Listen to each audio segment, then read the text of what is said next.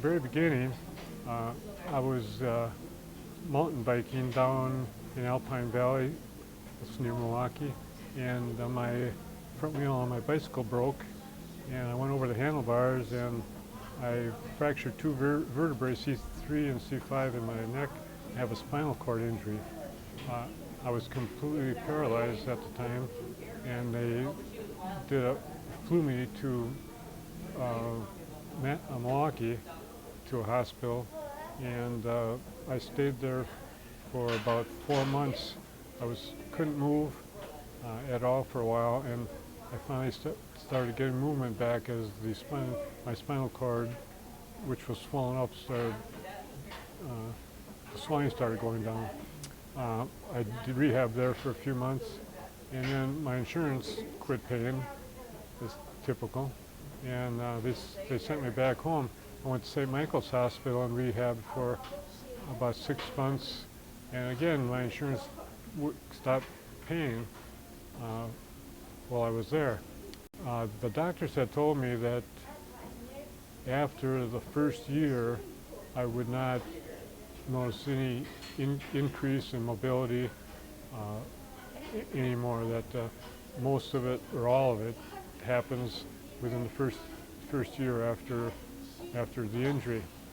Well, when I needed to keep on working, I just felt because of my past that I should just keep working my body.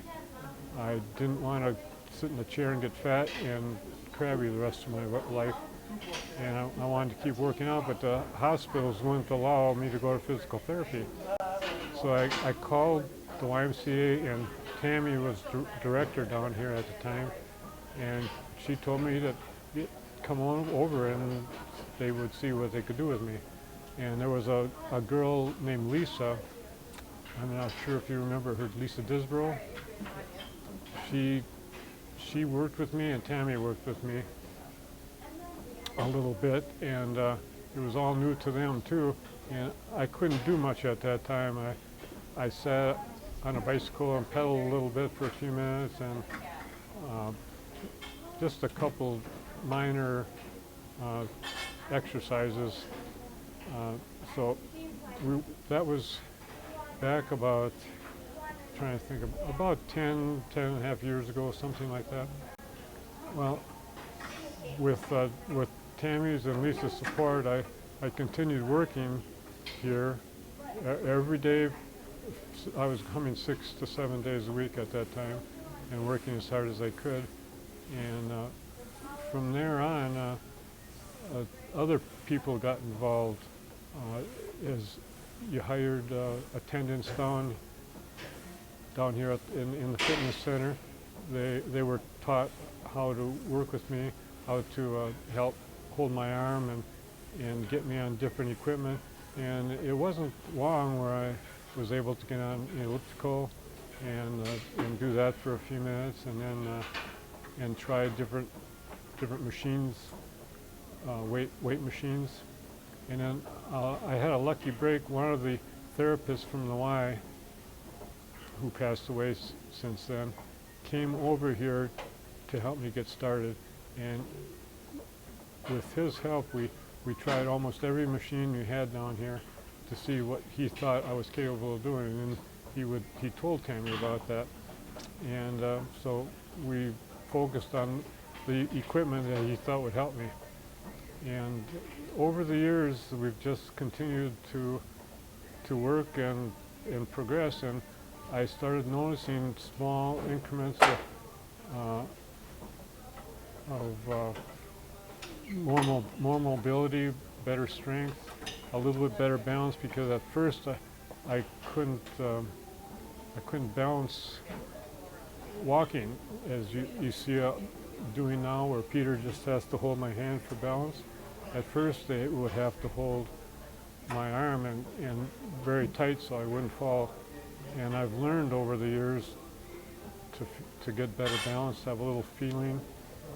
And now I can do some of the weight machines.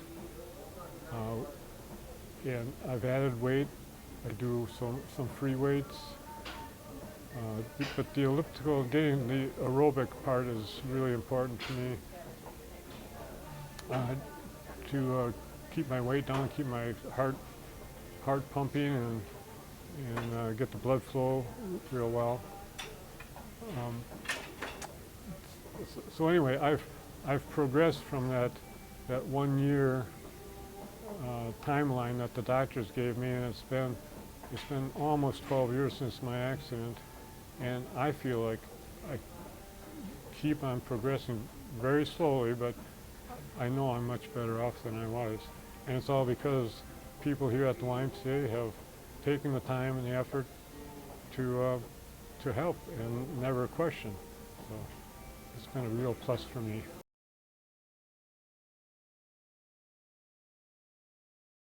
Just that he's a great guy to be around.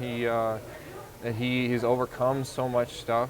Whenever I feel like not working out or struggling with something too, I remind myself of him that he's overcome so many challenges to be where he is today and to do the things that he does.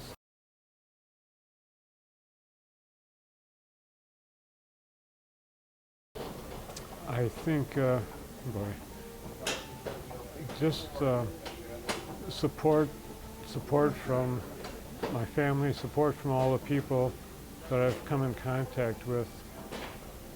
Um, if, if, if I just sit at home and dwell on my situation, I do get down at times. It's easy to get depressed.